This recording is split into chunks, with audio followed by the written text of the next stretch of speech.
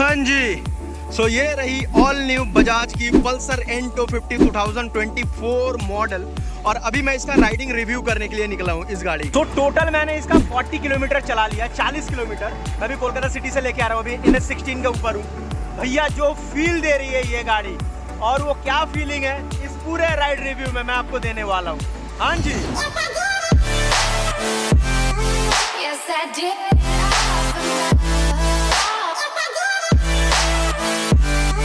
Yes, I did.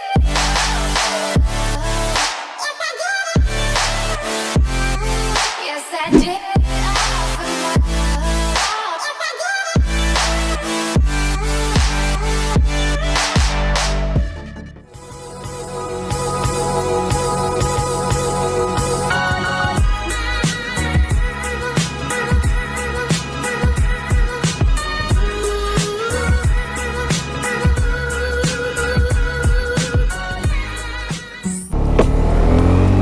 सो इसका जो first model जब ये निकला था, जब ये N250 F250, आई होप आपने वो देखा था। तो बंगाल में क्या ऑल ओवर इंडिया में सबसे ज्यादा 500 किलोमीटर का राइड करके रिव्यू मैंने ही दिया था, 500 किलोमीटर का।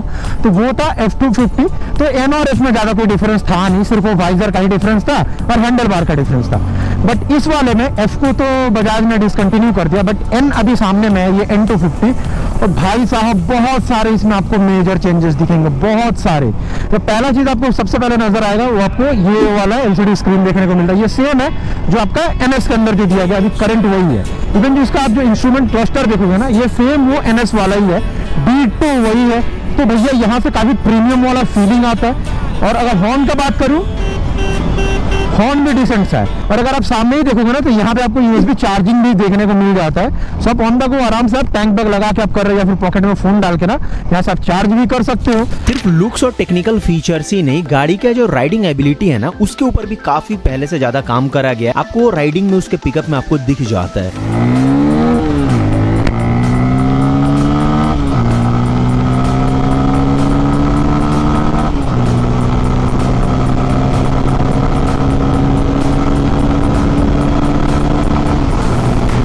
तो ये फोर्थ गियर में ये चली जाती है 120 के करीबन।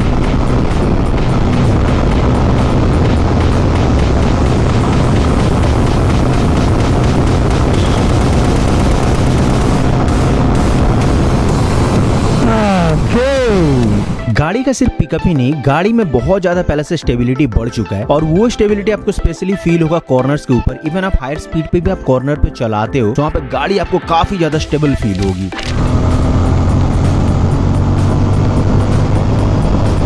भाई साहब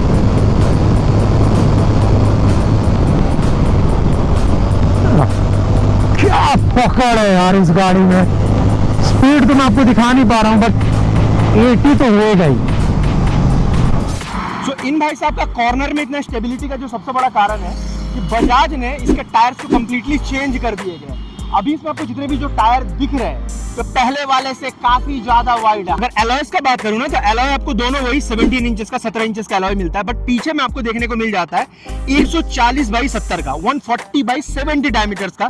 जो पहले 130 आता था उसको ये 140 कर दिया गया। मतलब हमारे डोमिनार में जहां 150 लगता है ना, बस उससे सिर्फ 10 सेक्शन कम है। और वहीं पे अगर आप सामने में आप देखोगे तो ये 110 डायमीटर का है। ये सेम टायर है जो हमारे डोमिनार में लगता है।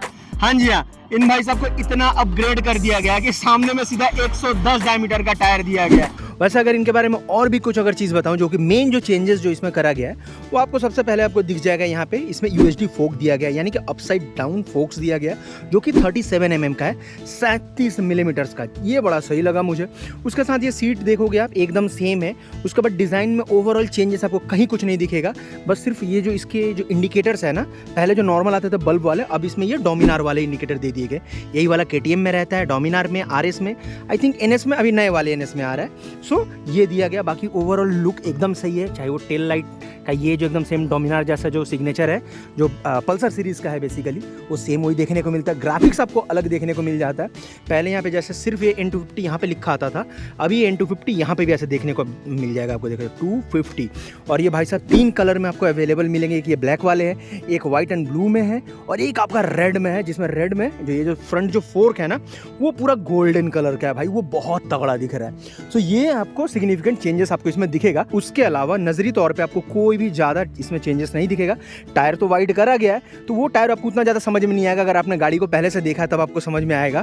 तो टायर आपको बहुत अच्छा सा दिखेगा, एकदम वाइड सा। अगर इन भाई साहब में ब्रेकिंग का बात करा जाए तो इसमें सेम वही डुअल चैनल एबीएस मिलता है, पर मुझे जितना याद है ना, जब पहला वाला जब इसका वेरिएंट जब लॉन्च हुआ था तो सामने की तरफ सिर्फ एबीएस आता था, पीछे में एक आईएलएस ना ईएलएस बोल के एक ब्रेकिंग सिस्टम इन्होंने लॉन्च करा था, तो उसको बाद में अपग्रेड करके खत्म कर दिया गया।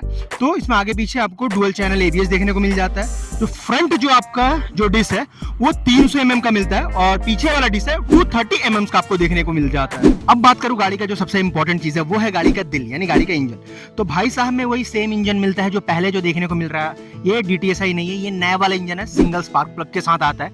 तो ये है 249 सीसी का, 249 सीसी का, जो कि आपका जनरेट करता है 24.5 PS पावर, यानी 24.5 घोड़ा शक्ति। और इस 24.5 घोड़े को भगाने के लिए इन भाई साहब में 21.5 Nm का पीक टॉर्क देखने को मिलता है।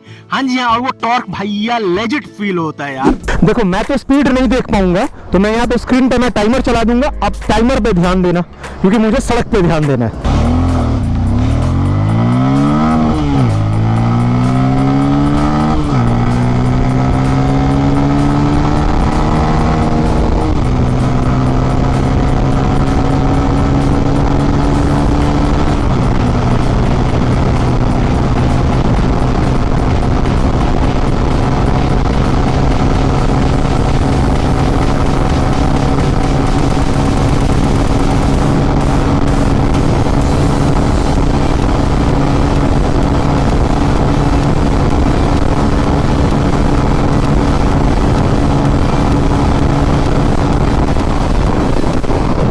अगर यहाँ पे भाई साहब की अगर बात करूँ आपके कंसोल के बारे में, तो कंसोल आपको पूरा डिजिटल देखने को मिल जाता है। जैसा आपने एनएस में देखा है ना, सेम वही है। यहाँ पे आपको देखोगे तो ये जो आपका टेकोमीटर है ये भी डिजिटल आपको देखने को मिलता है, प्लस ये जो फ्यूल गेज मीटर है वो भी डिजिटल, गियर शिफ्टिंग इंडिकेटर यहाँ पे आपको मिल जाता है जो स्पीडोमीटर। और जो सबसे अच्छा चीज़ है जो इसमें ऐड करा गया है, एक तो ब्लूटूथ तो करा ही गया है, बट उसके साथ साथ इस जगह पे आपको टर्न बाय टर्न नेविगेशन मिल जाएगा। यानी कि आपको अलग से मोबाइल होल्डर कैरी करने का जरूरत नहीं है, गाड़ी में लगाने का जरूरत नहीं है।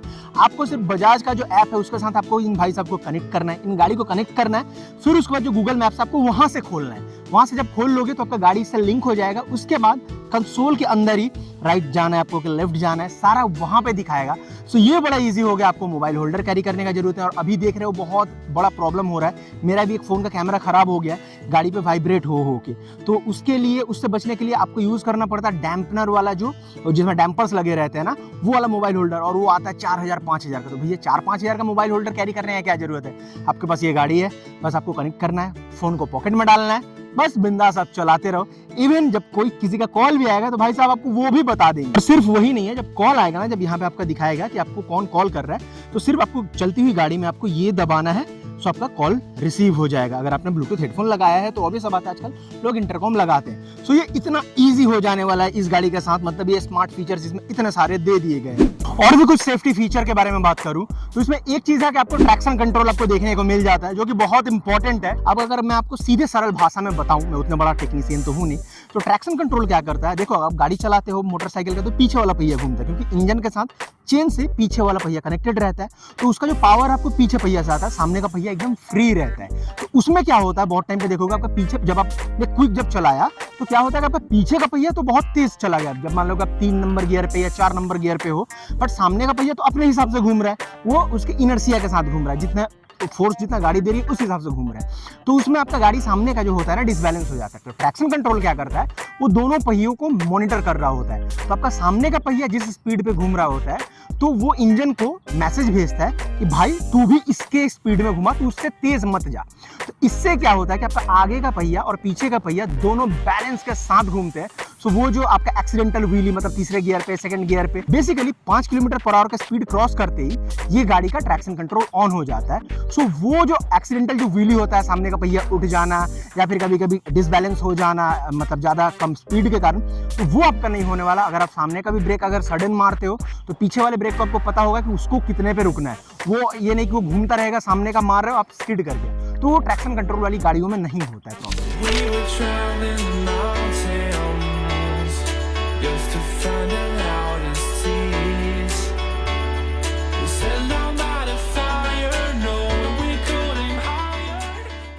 अब अगर बाकी इंपॉर्टेंट चीज पे आऊं तो इन भाई साहब में 3 आपको राइडिंग मोड मिलता है। 3 राइडिंग मोड का मतलब ये है कि ये गाड़ी 3 तरीके से चल सकती है। मतलब जैसा जगह है, जैसे एक तो नॉर्मल जैसा हाईवे पे चलाते हो आप चलाते हो, बट अगर आप इन सड़कों पे भी उतरोगे तो इसके लिए गाड़ी एक अलग तरीके से आपके साथ बिहेव करेगी। तो पहला आप देखो यहाँ पे, तो ये है रोड मोड, यानी कि जो नॉर्मली गाड़ी जैसे चलती है आप चलाओगे, हाईवे पे जैसे चलाते हो सड़क पे वैसा चलेगी।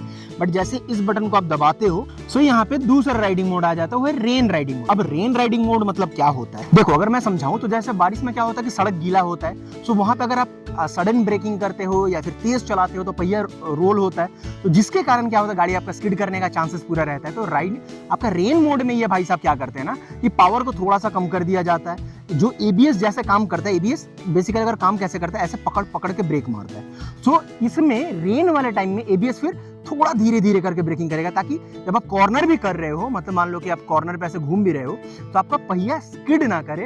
ये रेन मोड का काम है। तो नॉर्मल हाईवे से आपको थोड़ा कम पावर मिलेगा, थोड़ा ज्यादा कंट्रोल मिलेगा, ताकि बारिश में आप गिरो ना। देखो ऑफ रोड मोड को मैं आपको सीधे सीधे समझाने का कोशिश करता हूँ। जैसे ये जैसे टूटा फूटा सड़क है ना, तो यहाँ पे आप एबीएस से ब्रेकिंग करोगे तो बहुत धीमे ब्रेकिंग होगा और तब तक आप गिर जाओगे, गड्ढा उड्ढा आएगा, उबड़ खाबड़ सड़क है।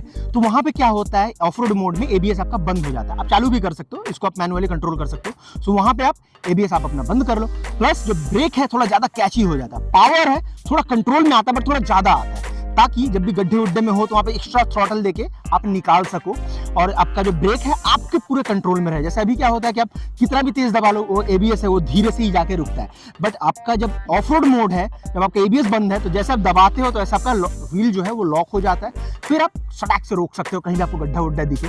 तो ये है सीधे सरल भाषा में समझाना कि कैसे ऑफ रोड मोड काम करता है। और अगर भैया जी के कंफर्ट का बात करूं तो सामने तो आपको देखने को मिल जाता है यूएसडी फोक है। तो यूएसडी होने से बेनिफिट ये होता है, कॉर्नर पर गाड़ी काफी ज्यादा स्टेबल रहती है। नॉर्मल जो आपका जो टेलीस्कोपिक सस्पेंशन है उनसे काश मैं पुलिस वाला होता।